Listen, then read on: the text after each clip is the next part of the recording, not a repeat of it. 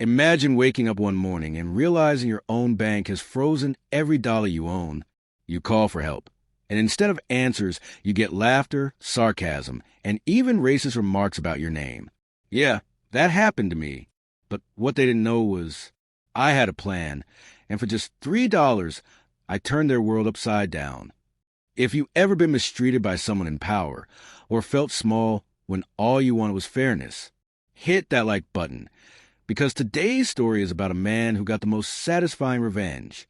Not with anger, not with violence, but with pure intelligence. Let's begin. I had recently moved to a small town and thought it'd be a good idea to support local businesses.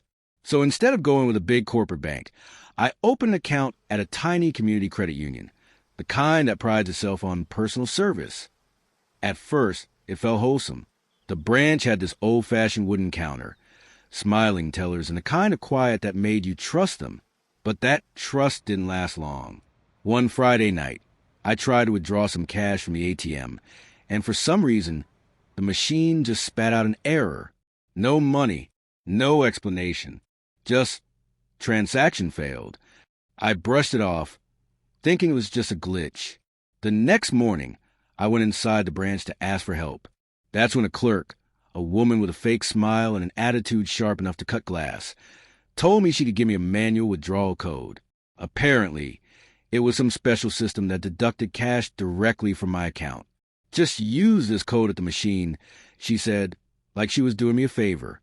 I thanked her, took the cash, and thought everything was fine. Oh, how wrong I was. A few days later, I logged into my online account, and my heart sank. All my funds were locked. Every single dollar. At first, I thought maybe it was a temporary hold. But when I called customer service, the tone I got made my blood boil. Yeah, your account's under review. One guy said lazily, chewing something while talking. Looks like some accounting error. You'll have to wait until the system clears it. Wait?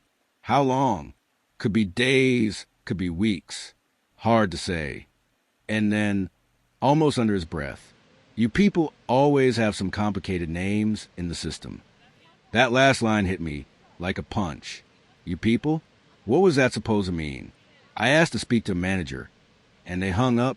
Over the next few weeks, I called again and again. Every time, I was met with sarcasm, disrespect, and the same thinly veiled racism.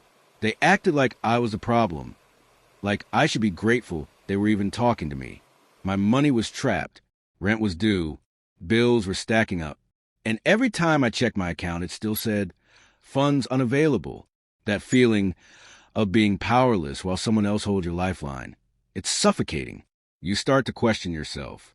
Maybe it's your fault. Maybe you did something wrong. But I hadn't.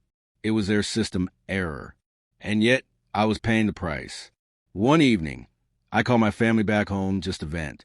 I told them how helpless I felt, how I was being treated like garbage over a simple mistake. That's when my younger cousin, this mischievous 20-year-old tech genius, said something that made me pause. Bro, have you ever heard of Russian engagement farms? I laughed. What, like hackers? No, man. They're legit. People that get paid a few rubles to post or comment whatever you want online. For just a few dollars, you could make a company look like it's collapsing. I thought he was joking, but curiosity got the better of me. That night, I looked it up, and sure enough, there were sites that let you pay a few bucks to flood any company's social media with bad reviews, angry comments, whatever you wanted. And get this, they even had options to make the profiles look American. Something clicked inside me. I wasn't going to sit back anymore. If they wanted to ignore me, I'd make sure the whole internet didn't. I wrote a simple complaint in perfect, polite English, describing how the credit union locked my funds for a month, ignored my calls, and treated me like trash. Then I copied that same message into the service portal, and within minutes, the digital storm began.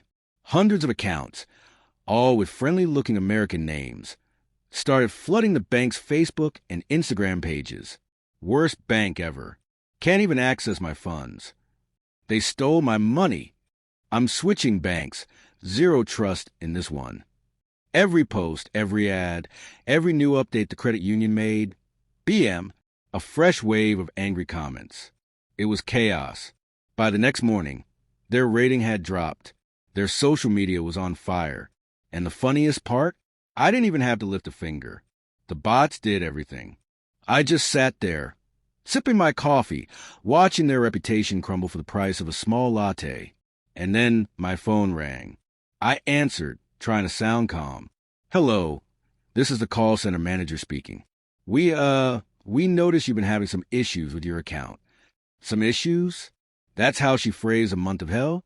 "We understand your frustration," she continued nervously. "We've expedited your case, and you'll be happy to know. Your account is now clear for full access." "Oh, that's great," I said casually. "Anything else?" "Yes. We like to offer a small compensation for the inconvenience. $50. And we can transfer your entire balance to any other bank of your choosing." That's when I knew they figured it out. Not that I was behind the attack, but that someone had finally embarrassed them enough to act. I thanked her politely and gave the name of a new, better bank. The transfer went through the same day. And as for those hundreds of angry comments, yeah, they're still there. I couldn't remove them even if I wanted to. But honestly, I don't. They earned every bit of that chaos. Sometimes, revenge doesn't come from anger. It comes from being pushed too far by people who think they can walk over you. I didn't yell. I didn't fight. I just used their own arrogance against them. They thought I was powerless. Turns out, I just needed $3 and a little creativity. So yeah, maybe next time they'll think twice before mocking someone's name or freezing someone's funds for no reason. Because the internet, it remembers. If this story gave you chills, hit that like button and drop a comment below. What's the pettiest or smartest revenge you've ever seen? Don't forget to subscribe for more stories just like this. Because sometimes karma doesn't wait. It just logs in.